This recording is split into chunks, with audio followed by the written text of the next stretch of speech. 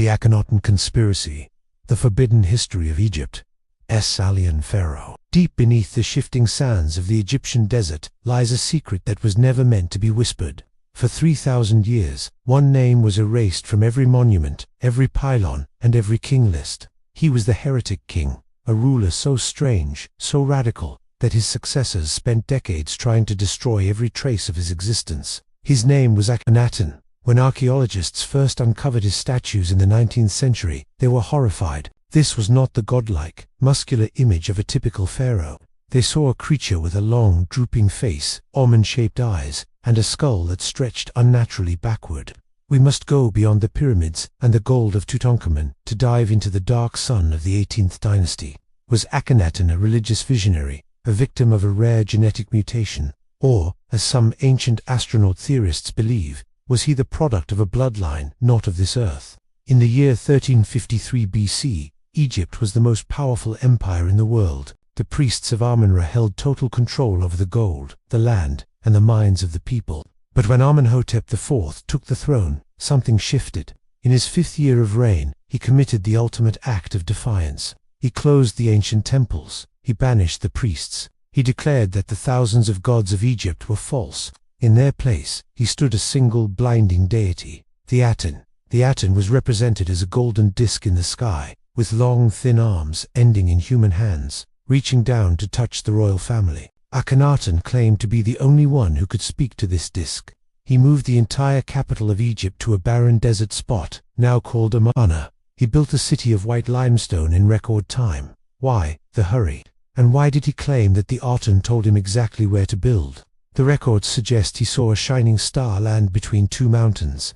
Was this a religious vision or a physical landing? As we move deeper into the mysteries of the 18th dynasty, we must confront the most disturbing evidence of all, the physical remains. When the tomb known as KV55 was opened in the Valley of the Kings, archaeologists didn't find the typical treasures of a golden king. Instead, they found a desecrated coffin and a skeleton that defied everything they knew about human anatomy. The skull was massive, stretching backward in a way that seemed impossible for a human being. Mainstream science immediately tried to explain it away. They spoke of hydrocephalus, or Marfan syndrome. But as more mummies from this specific family line were discovered, a pattern emerged that could no longer be ignored.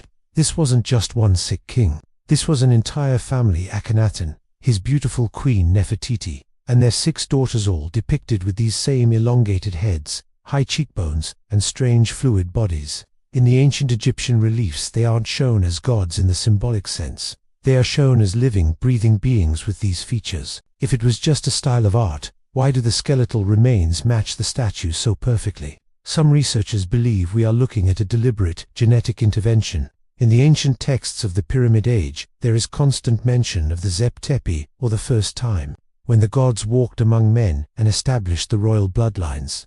Was Akhenaten a pure-blood descendant of these original star travelers?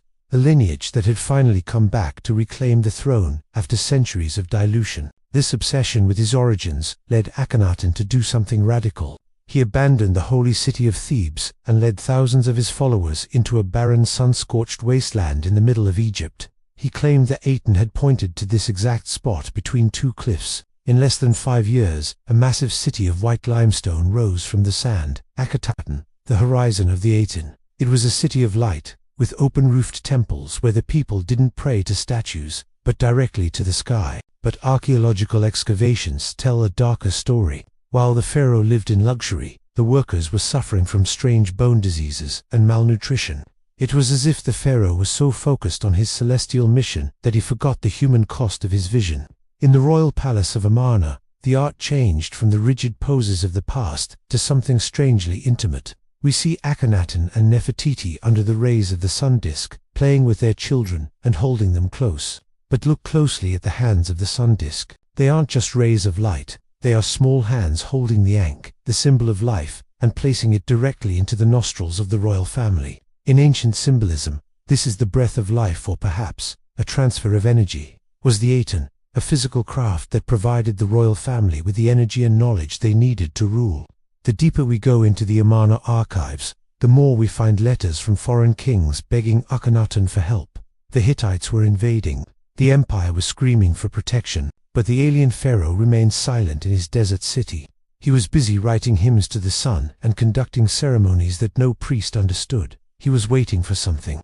Some say he was waiting for the great return, but it never came. Instead, the shadows of the old world were closing in. The priests of Ammon, who had lost their power and their wealth, were sharpening their knives in the dark. The stage was set for the greatest erasure in human history. When Akhenaten finally died or disappeared, the reaction was immediate and violent. The city of Amarna was not just abandoned, it was systematically dismantled. The white stones were carried away to be used as fill for other buildings. The statues were smashed. The names were chiseled out. It was a total condemnation of memory. Even his son, the young Tutankhamun, was forced to change his name, effectively cutting the cord to his father's star god. But as we enter the final chapter of our investigation, we must look at the evidence that cannot be erased: the DNA and the stars. In 2010, genetic studies aimed to map the lineage of the Amarna family. While the tests confirmed that the mummy in tomb KV55 was the father of Tutankhamun, the genetic markers showed anomalies that suggested an extreme level of isolation. Why was the royal bloodline so obsessed with its own purity? If Akhenaten believed he was a physical manifestation of the beings who came from the sky, his refusal to mix his blood makes a chilling kind of sense. This brings us to the mysterious connection between the city of Amarna and the stars. When researchers mapped the layout of the city, they found that the temples and boundaries steely aligned with specific celestial events that only occur once every few thousand years. Was the city of Amarna actually a giant machine? A stone resonator designed to communicate with a specific point in the galaxy? This would explain why the pharaoh was so indifferent to the collapse of his earthly empire. He wasn't looking at the borders of Egypt. He was looking at the gates of the cosmos. After his disappearance, the priests transformed the alien pharaoh into a monster. Yet, his influence didn't vanish. Many scholars believe that the monotheism of Akhenaten, the idea of one single, invisible god, was the true origin of the major religions that dominate our world today. As we look at the face of Akhenaten today, we see a reflection that challenges our understanding of human history. We see a man who looked at the sun and saw a father. We see a king who was willing to let his empire burn to protect a secret that was too big for this world. Whether he was a visionary prophet or a biological visitor from another star system, Akhenaten remains the ultimate anomaly. He is the glitch in the matrix of ancient history. The story of the alien pharaoh reminds us that we are a species with amnesia. As the sands continue to shift, perhaps one day we will find the final piece of the puzzle, the evidence that proves, once and for all, that we have never been alone. Until then, the Heretic King remains a silent guardian of the Egyptian mysteries, staring forever into the horizon, waiting for the Aten to return.